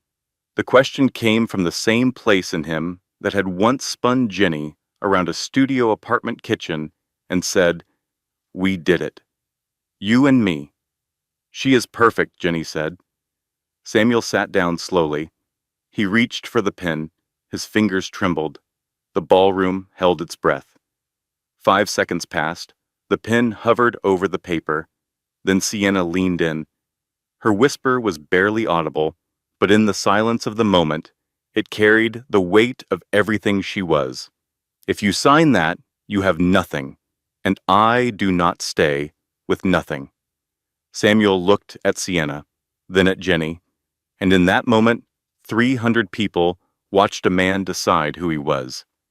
He knew the right choice. Everyone at the table could see it in his eyes. He knew, and he chose wrong anyway. He put the pen down. He pushed the folder away. No, I think this whole thing is a show. The dress, the crown, the bank, smoke and mirrors, and I'm going to walk out of here and prove it. He stood. He grabbed Sienna's hand. You wanted a war, Jen. You got one. He turned to leave. He addressed the room with the manic energy of a man who has just turned down a lifeboat and is trying to convince himself that the water is not rising. Ladies and gentlemen, the Duchess here just tried to extort me into selling my company, but it is a scam. This whole royal act is fake. Sienna emboldened. Where did you rent the tiara, sweetie? Broadway? Some guests shifted. The tabloid stories echoed. Uncertainty rippled through the room. Then the doors burst open. Marcus Vance, disheveled, drunk, and burning with a bitterness that had been fermenting in a studio apartment in Queens for 6 months. He shoved past security, screaming, "She is a fraud. The Laurentian government is a joke. This whole thing is a divorce shakedown." The room tilted against Jenny. Guests exchanged glances. Samuel grinned. Marcus screamed. Security struggled. For 5 agonizing minutes, Jenny stood alone at the head table. While the ballroom turned skeptical and cold, her hand went to the locket. She could leave, she could disappear. She could go back to Oregon and never look back. She stood.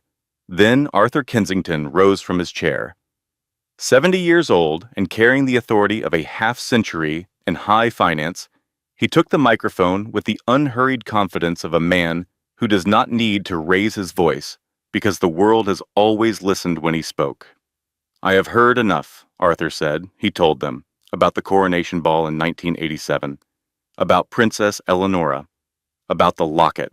He produced a photograph, yellowed with age, showing a teenage Arthur standing beside a young woman who was the mirror image of Jenny, wearing the same crest around her neck. "I am looking at her daughter," Arthur said. "I would stake everything I own on it." He turned to Samuel. "You are a coward who abandoned a pregnant queen. History will not be kind to you." He turned to Marcus. "And you are drunk. Remove him." Security dragged Marcus toward the exit. He went screaming, but as he passed the dais, he shouted one final thing. "Ask her about the recordings. I recorded everything. Every meeting, every order Samuel gave me. I have it all." The words echoed. Marcus was gone, but his shout hung in the air like smoke. Jenny looked at Alistair. He gave one small nod, because Alistair already had the recordings. 3 months ago, his investigators had found Marcus, unemployed and desperate. Marcus had sold the entire collection, audio, video, though time-stamped files, for $200,000. He had just violated his confidentiality agreement by screaming about them in a ballroom, but in doing so, he had done something far more valuable. He had authenticated the recordings publicly, on the record, in front of 300 witnesses. Jenny picked up a remote from the table. Her hand was steady. The trembling was gone. "I did not want to do this, Samuel. I offered you a folder. I offered you a clean exit. You could have walked away tonight with enough to start over." She looked at him with eyes that were not cruel, not triumphant, simply finished. "You chose this." She pressed play. The 40-foot screens flanking the stage lit up. The first video showed Samuel ordering his CFO to falsify financial records. "Cook the books, Marcus. Do it or you are fired." The second showed him dismissing safety protocols on a defense contract. "If it blows up, we settle out of court. I need that bonus." The third was the kill shot, Samuel on the phone with his divorce lawyer, laughing, his feet on his desk. "She is 7 months pregnant, and she has $43 in her checking account. 43. She will sign whatever I put in front of her. Women like Jenny do not fight. That is why I married her. She is the kind of woman who takes whatever you give her and says thank you." 300 people heard those words, and then they looked at the woman standing 15 feet away from the man who said them, the woman in the tiara and the diamond gown, holding the remote, the woman who had $43 10 months ago and a sovereign nation now, the woman who did not fight the way he expected, but fought in a way he never imagined. And the silence was the loudest sound the room had ever held. Alistair stood. He buttoned his jacket. Those recordings were made by Marcus Vance during his employment at Apex Dynamics and acquired through a legal third-party transaction. Their authenticity has been verified by an independent forensic laboratory. Copies have been provided to the relevant authorities. He paused. Which brings us to the final portion of the evening. The heavy double doors swung open. 6 men in dark suits entered, wearing the distinctive navy blue windbreakers of the Federal Bureau of Investigation. They walked slowly across the marble floor. Their shoes made the only sound in the room. Samuel watched them come. His face went white, then gray, then a color that does not have a name, the color a person turns when they realize that everything they built, everything they sacrificed, everything they chose was wrong. He turned to Sienna. "Baby, call my lawyer. Tell him."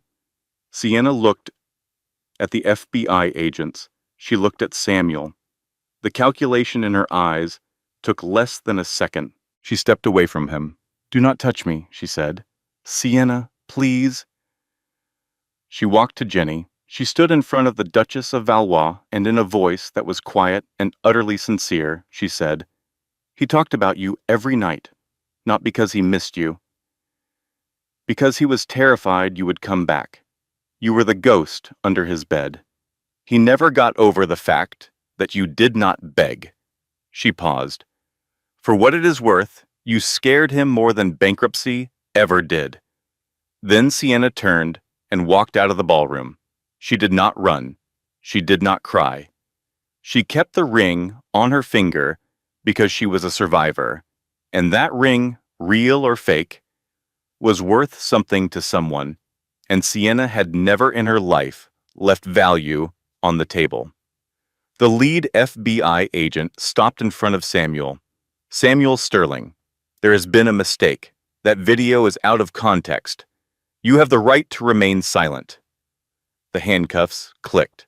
The sound was small and final and echoed off the frescoed ceiling like a period at the end of a very long sentence. Samuel twisted, looking for help.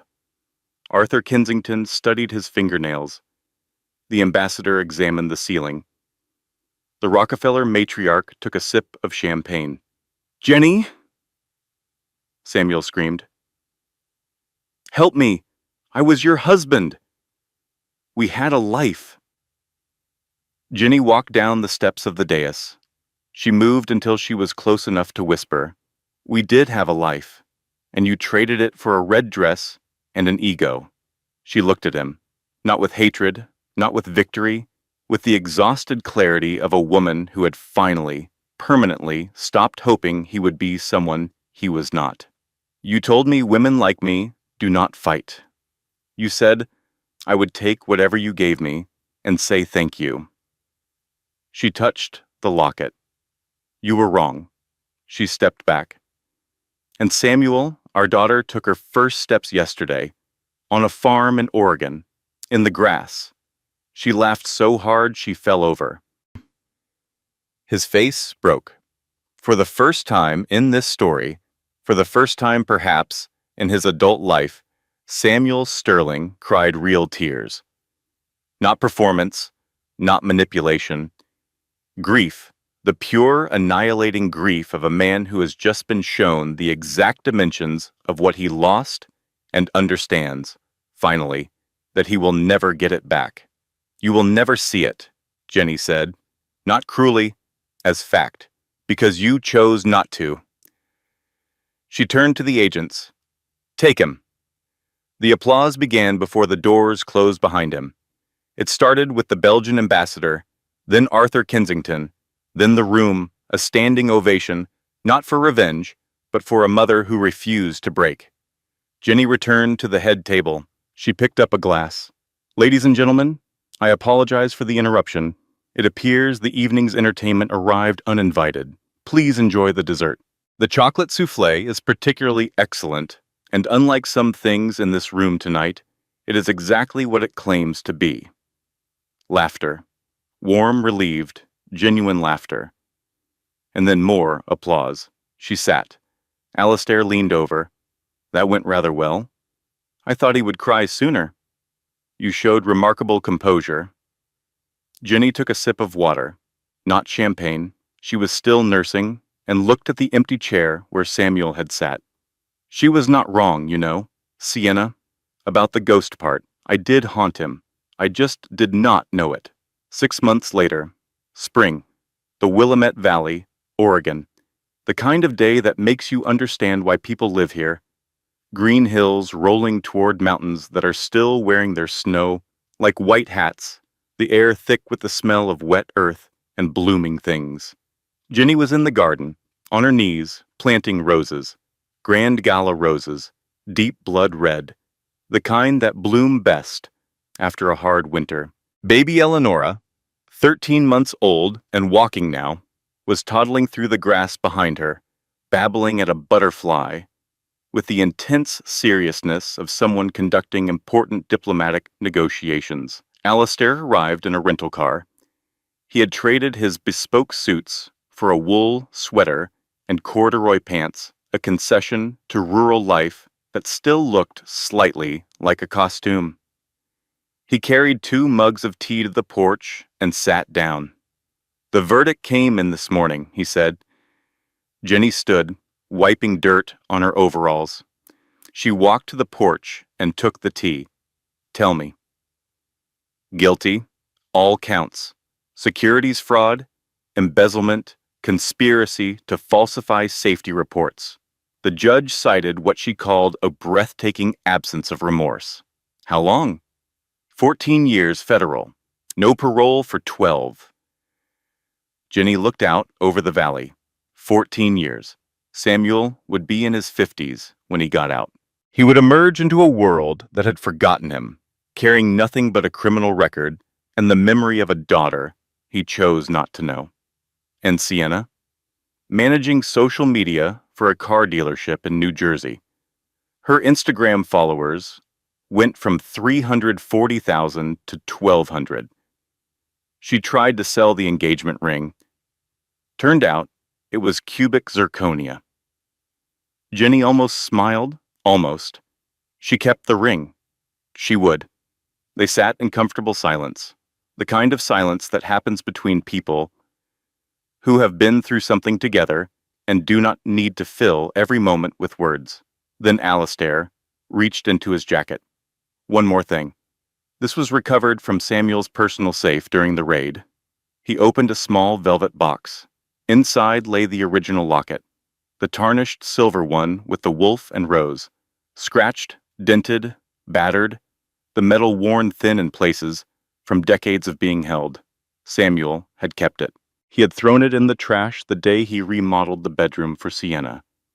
But at some point, maybe that night, maybe a week later, he had fished it out.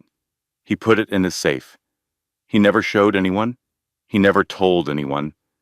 But he kept it. Jenny took the locket. Her thumb traced the dented surface, every scratch a small history, a record of survival.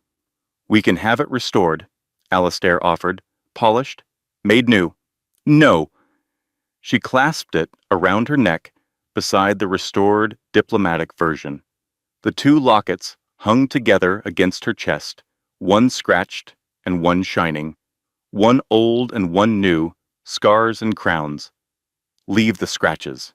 They remind me I survived." Alistair nodded. Then he reached into his jacket again. "There's one more thing." He handed her an envelope. Plain white, a prison return address stamped in the corner. "This arrived yesterday, from Samuel." Jenny took the envelope. She held it for a long time. She felt its weight, thin, 1 page, maybe 2. She turned it over. The seal was unbroken.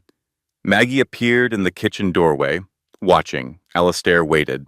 Eleonora tottered over and put a muddy hand on Jenny's knee. Jenny looked at the letter. She thought about opening it. She thought about what might be inside: an apology, an excuse, a plea, a final manipulation. She thought about whether it mattered. She walked into the kitchen. She opened the drawer beside the sink, the one that held dish towels and seed catalogs, and the instruction manual for a blender Maggie had never learned to use. She placed the unopened letter inside, beneath a stack of paper napkins. She closed the drawer. "Will you ever read it?" Alistair asked. Jenny looked at Eleonora.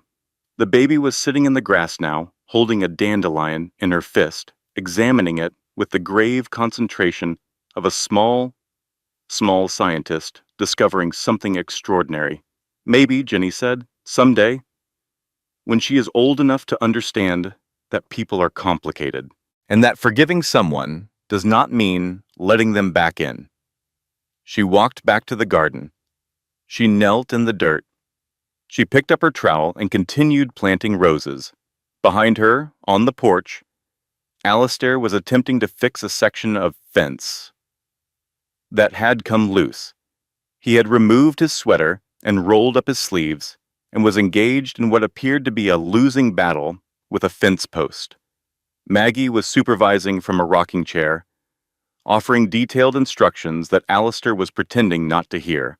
Hank the dog was lying in the middle of the operation, contributing nothing. Eleonora toddled over to Jenny and held out the dandelion. Her face was serious. It was apparently a very important dandelion. "Thank you, baby," Jenny said, taking it. She tucked the dandelion into the soil beside a new rose bush. Then she laughed, a real laugh, full and surprised and unguarded. The first genuine laugh in the entire story. The kind of laugh that does not ask for permission and does not apologize for existing. She touched the lockets at her throat. Both of them, the tarnished and the restored, the broken and the whole. "Mama," Eleonora said, patting Jenny's knee with a muddy hand. "I am right here, baby. I am right here." She looked at the roses. They were just beginning to open, tight red buds unfurling slowly in the spring light, revealing the deep crimson hearts inside. They had survived the winter. They always did. That was the thing about roses. They looked fragile, all soft petals and thin stems, but their roots went deep, and their thorns drew blood, and they came back, year after year, no matter how hard the frost. Samuel Sterling believed that wealth made him a king. He forgot that real royalty is not about what you wear. It is about what you survive. He traded a diamond for a rhinestone because he never learned to tell the difference. And by the time he understood what he had lost, it was behind a locked door and a 12-year sentence. He said women like Jenny do not fight. He said she would take whatever he gave her and say thank you. He was right about one thing. She did say thank you. Thank you for the bus ticket out of his life. Thank you for the divorce that unlocked a kingdom. Thank you for underestimating the quiet woman with the tarnished locket, because that woman turned out to be a queen. And somewhere in a drawer on an Oregon farm, beneath dish towels and seed catalogs and a blender manual nobody has ever read, a letter sits unopened. Maybe she will read it tomorrow, maybe next year, maybe never.